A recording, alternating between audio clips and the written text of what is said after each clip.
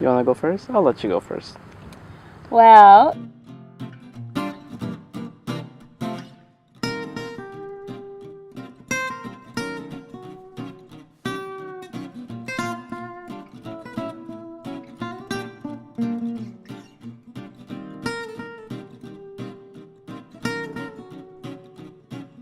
it was my sophomore year of college, and I remember I was taking physiology. And so I remember that first day walking in and, trying to pick out your seat. And I saw Anthony over there, but I didn't talk to him. So technically, throughout the semester, we did exchange a few words. But Anthony likes to tell this joke. I really like it. That we met in physiology, but we started dating in chemistry. So the next year, things kicked off. So I think that's when we met. I remember going. It was my junior year, fall semester, junior year, and I went to physiology, and I saw her, and you could usually pick out who else is Latina. There's not too many Latinas at Brown, and I'm like, she looks Latina, but I thought nothing of it. But there was something about her.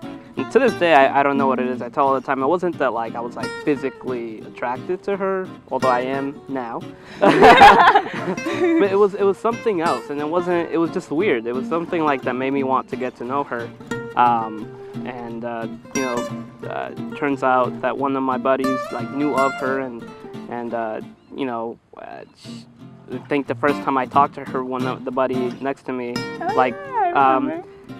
I told her that I thought she was really interesting looking, and he grabbed my pen and like threw it in her direction.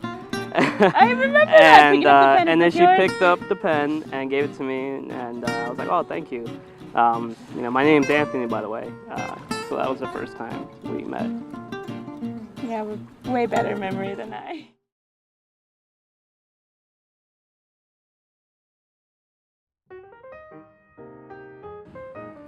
Yeah, should we tell that story? I remember that story. That's a fun story. But it started off that we had just started dating, official boyfriend and girlfriend, and I really wanted him to meet my friends. Yeah, I don't want to. He did not want to. Because once you meet the friends, then it's real. We're dating. He made up all these excuses, like, oh, I have a piano class I have to teach. I'm like, no, you don't. You could move that. So he finally agreed. And so we decided to go to Boston, and you have to take a train ride there. So we almost missed the train, but we catch it, and we're on our way. And then once we get to Boston, we decided we're going to the aquarium, the Boston Aquarium, so we have to take another train to get there.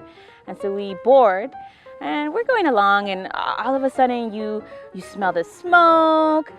People start rushing towards the front, and they squish us. And we're like, what's going on? Finally, it turns out the train caught on fire. The subway stopped. These firemen came and saved us. Like, these big real firemen came. We walked through the tunnels of the Boston subway to get out. It's like a movie. So when we got out to the light, there's cameras and ladies with microphones, and one of them came up and she's like, can you tell us the story? What was happening down there? And I remember we have a picture. Yeah. I'm like in the side, sort of smiling, and you're cool, and she's interviewing you, and it was really fun. And we didn't end up going to the aquarium, but we had a great time. I remember, and my friends love you. Yeah.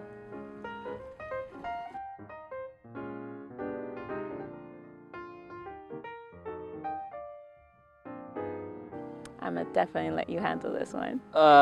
Okay. Our first kiss.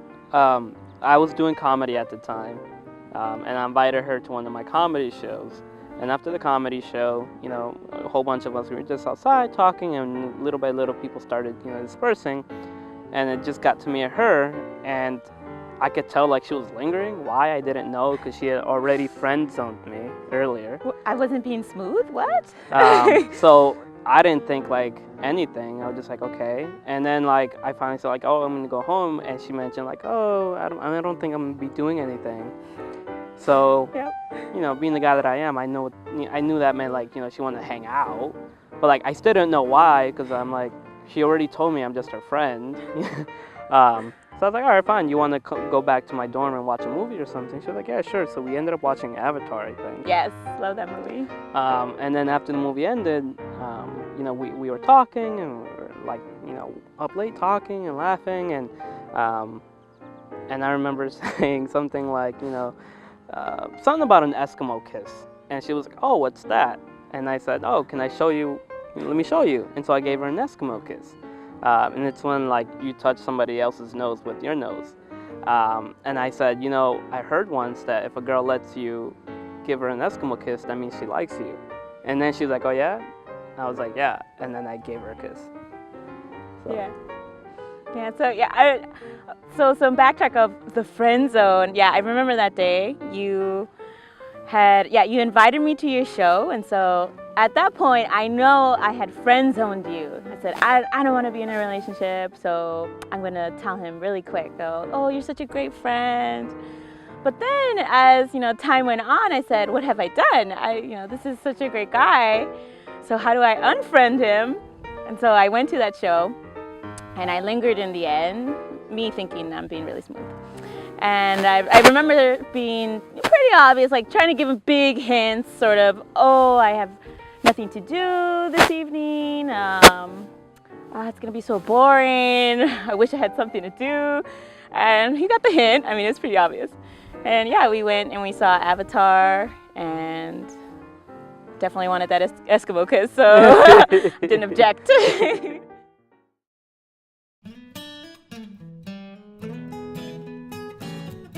All right, so when did I know Anthony was the one for me? Well, my senior year of college, I decided to study abroad.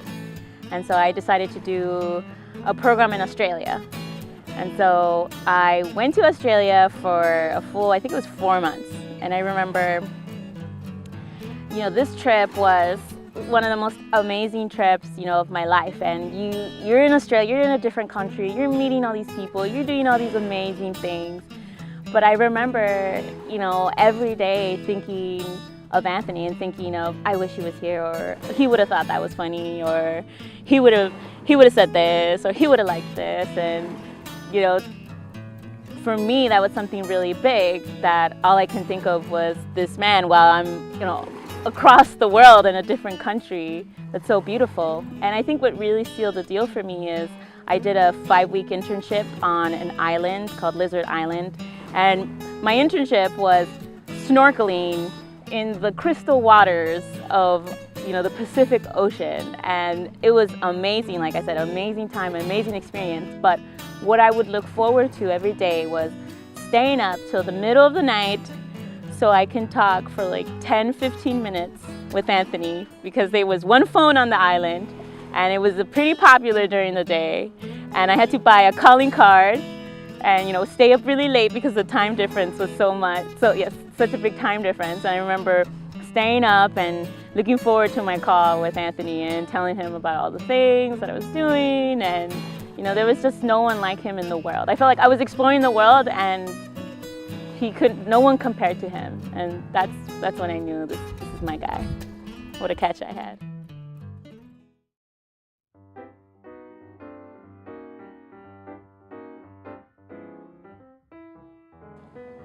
You know what? I'm gonna be real. I think the day I was like, man, this woman is in it for the long haul. We got into a huge fight. We had like recently moved. We sublet subletted an apartment because we needed a place to stay. And we got into a huge fight over something little and dumb, but it escalated. And I remember, you know, one thing led to another, and I was like, you know what, I'm just gonna go to my mom's house. But she took my keys. So I said, you know what, I'm just gonna walk, and it's like a 40-minute walk. I'm walking. Or like an hour. I remember, I have friends, I'll call my... You're so mad. And I remember that I started walking away, and she's livid. And I was mad. And I thought this is the end, because she's not gonna, you know, come after me, because I think in retrospect, the beginning of the argument was my fault. But she, to my surprise, like I feel her hand on my shoulder like 2 blocks down the street, and she's like, "You're not going anywhere. Like, come back to the house. I'm gonna work this out." And I think that showed me that no matter how bad things got, that she wasn't gonna give up on our relationship. So that was a turning point for me. Aww. I remember that. Yeah, and it was. I remember we were so. It was definitely one of those novella moments. A novella moment, and I do remember. Yeah, you just get so angry, but I remember you walking out and walking down the street and just like, come back, like no. We'll work through it. We'll work through it, because ultimately it was. I don't even remember what we. It was one of those dumb arguments, and I think it was also a growing moment for us of, real maturity of when you really love someone, even though you have these disagreements, to put it aside and be like, we can work through this, and we can get through anything.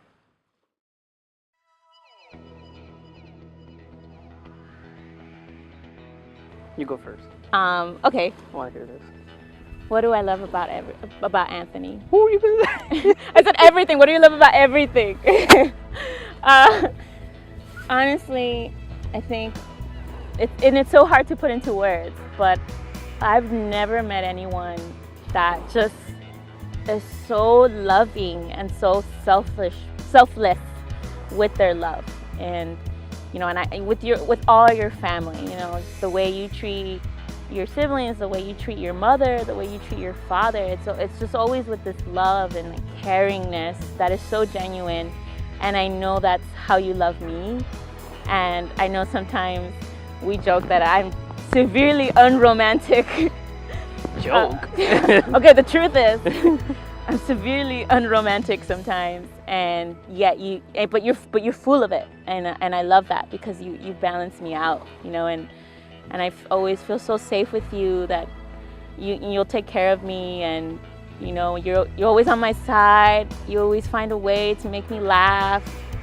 You're my best friend, and I just love being with you. I never get tired of you. Yeah.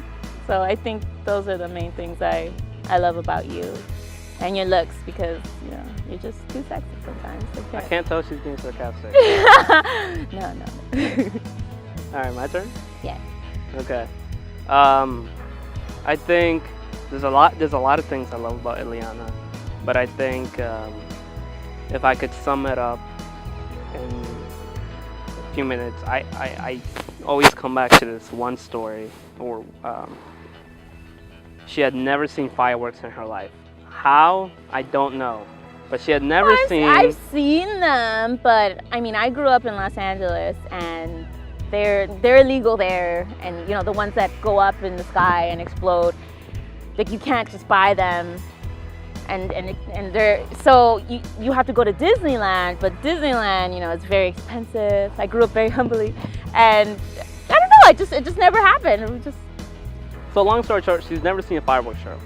So I was like, oh, okay, cool, I'm gonna take her. And I remember taking her to India Point Park. Yeah. Literally on this bay right there. Yeah, on this bay, on the other side.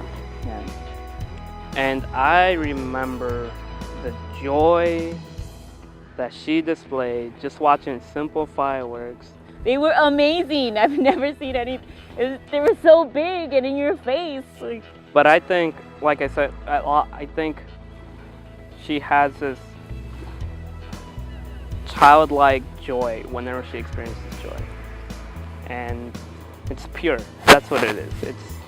She has this pure joy and pure love that you don't see in adults anymore. Like when you see a little kid get excited about something they found in the mud, that's how she gets excited about things. And this is awesome. And I think that purity of emotion is the number one thing I love about it. I'm getting emotional.